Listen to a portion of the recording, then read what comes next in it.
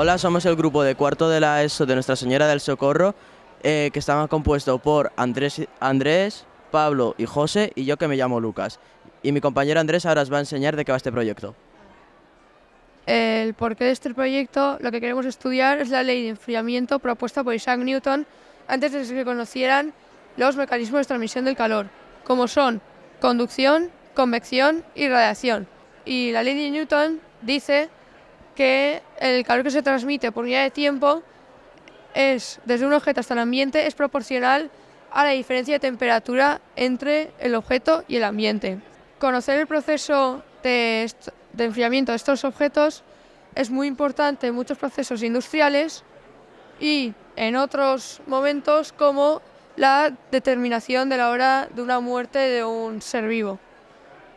La bibliografía indica que la ley de Newton de enfriamiento es una aproximación para pequeñas diferencias con el ambiente. Y aquí tenemos 3 preguntas que son las que vamos a responder en el trabajo.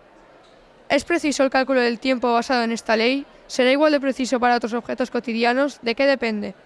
Vale, ahora os voy a enseñar cómo lo hemos hecho y qué materiales hemos usado, ¿vale? Hemos hecho más de 20 medidas y cada una duración aproximada de 1 hora o incluso más para hacer diversos montajes para darnos diversos resultados, ¿vale? Después hemos calculado la diferencia de la temperatura de la patata con la temperatura del medio ambiente para procesar los datos. Y después en el iPad este de aquí hemos medido con unos sensores la temperatura y luego lo hemos pasado todo a un ordenador mediante correo para ver la diferencia entre el parámetro de la ley de Newton, que es este azul de aquí, con la temperatura que nos ha dado con la patata. Hemos utilizado patatas de diversos tamaños, agua para crear diversos ambientes, 2 cilindros de metal, después un iPad para las medidas, un microondas, sensores y metales para encapsular la patata y que se vaya por medida de conducción. La ley de enfriamiento de Newton nos dice que la velocidad a la que fluye el calor de un cuerpo al ambiente es proporcional a la diferencia de temperatura entre el cuerpo y el ambiente. Se puede representar básicamente con esta expresión matemática, pero claro, tendríamos que estar midiendo todo el rato el calor que sale del cuerpo al ambiente básicamente, y como nos es muy complicado, buscamos una alternativa. Básicamente con esta otra expresión convertimos esta de aquí en esta donde calculamos el cambio de temperatura. Es una expresión matemática que hace referencia a una función exponencial con exponente negativo, donde cuanto mayor sea r, más rápido se acercará la curva, en este caso la función exponencial, a 0 o a la temperatura ambiente. También experimentamos, bueno, el primer experimento que hicimos fue con vasos de agua, básicamente, y queríamos calcular cómo se ajustaba la curva de enfriamiento al modelo de la ley de Newton. Entonces, simplemente hicimos las medidas y vimos cómo a partir de 30 grados en el vaso de agua no se ajustaba muy bien al modelo de la ley de Newton. Entonces, pensamos que un posible factor sería la evaporización del agua. Entonces, probamos a hacer el experimento simplemente por curiosidad con básicamente las mismas condiciones, un vaso de agua, pero con una tapa de goma eva tapándolo para intentar evitar la evaporación.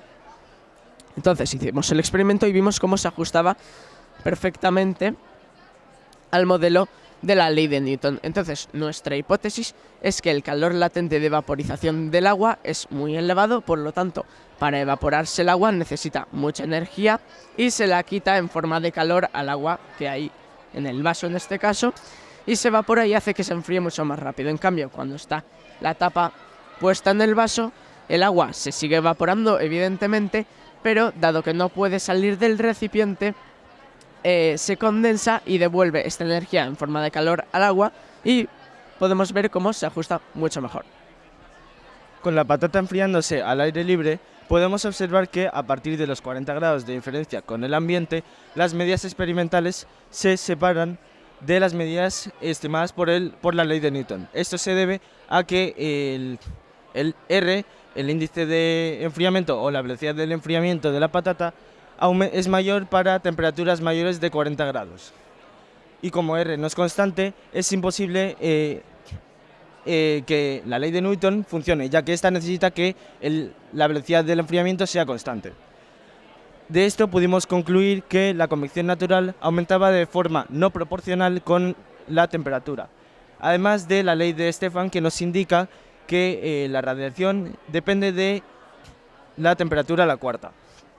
Siguiendo con la convección natural, pudimos ver esta separación en las medidas experimentales con las medidas indicadas por la ley de Newton. Según nuestra hipótesis, pensamos que esta separación se debía a que la patata, al enfriarse, expulsa calor, y este calor se transmitía al aire cercano a la patata por conducción, lo que no permitía al aire un poco más lejano calentarse por esta conducción, y únicamente recibía calor por la radiación. Este calor cercano a la patata creaba una capa que no permitía enfriarse de forma normal o estimada por la ley de Newton, por culpa de que esta capa lo aislaba. Para comprobar nuestra hipótesis, lo que hicimos fue eliminar esa capa de aire caliente. Lo que hicimos fue utilizar la convección forzada, que aquí se muestra, eliminando esa capa de aire caliente para permitir que la patata se enfriase de la forma estimada. Pudimos observar que antes, con la convección natural, las medidas se separaban por los 30-40 grados. En cambio, al utilizar la convección forzada, las medidas se estabilizaban y seguían correctamente hasta los 70 grados.